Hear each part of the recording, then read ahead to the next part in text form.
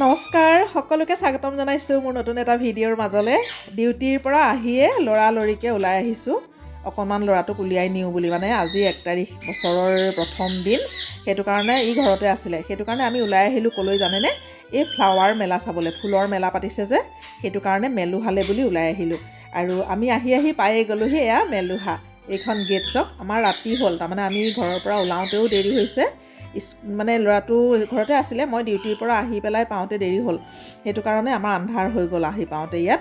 আৰু গেটখনৰ পৰা এয়া সোমাই আহিয়ে দেখিছেনে কিমান ধুনীয়া লাগিছে।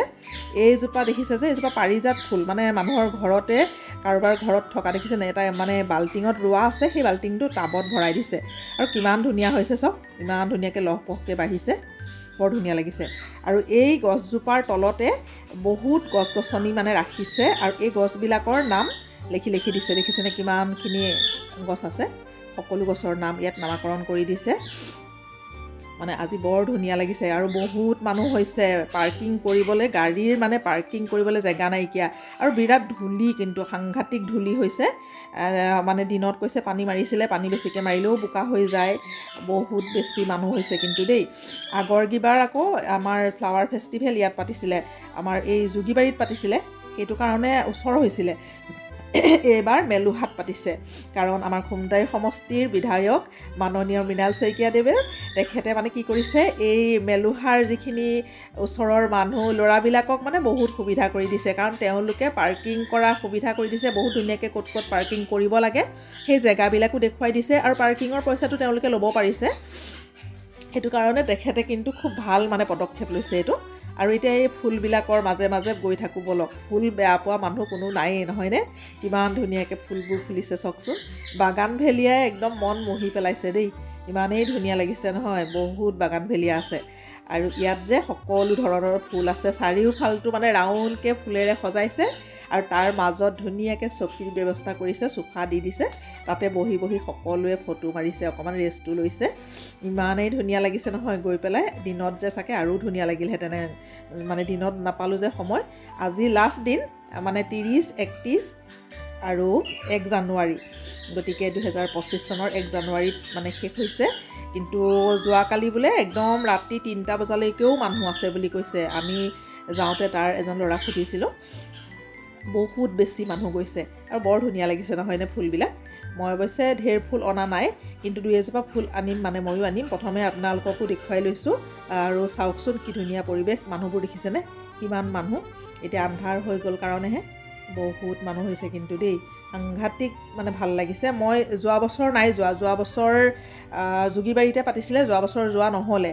তাৰ আগৰ বছৰ কিন্তু গৈছিলোঁ, যোগীবাৰীতে হওঁতে তেতিয়াও গৈছোঁ, তেতিয়াও কিন্তু বহুত মানুহ হৈছে।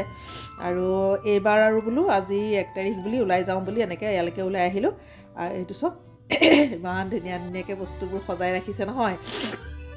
ফুলবিলাক মানে বিৰাট ভাল লাগিছে, বিভিন্ন কালাৰৰ ফুল আছে চক না। আৰু এটা কথা, ফুলবিলাক যেতিয়া আমি কিনি অনাৰ পিছত দেখোন আৰু যিখিনি তাতে ফুলিলে, সেই ফুলপাহৰ বাদে বেলেগ আৰু কলিও নোলায়, নুফুলেও বেয়া হৈ যায়। মই সেইটোহে আচৰিত পাওঁ। মোৰ সেইটো কাৰণে ফুলবোৰ আনিবলৈ মন নাযায়। মই বেছিকৈ ফুল মানে কিনি নানো, নাৰ্চাৰীৰ পৰাই হওক বা য'ৰেই নহওক, মই ফুল খুব কম কিনো।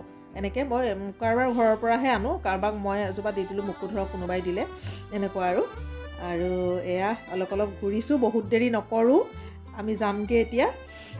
আপোনালোকৰ লগত এয়া ভিডিঅ'টো শ্বেয়াৰ কৰিছোঁ। ভিডিঅ'টো বাৰু আপোনালোকৰ কেনেকুৱা লাগিছে? বহুত মানুহ গৈছে, কিন্তু আপোনালোকো গৈছে চাগে।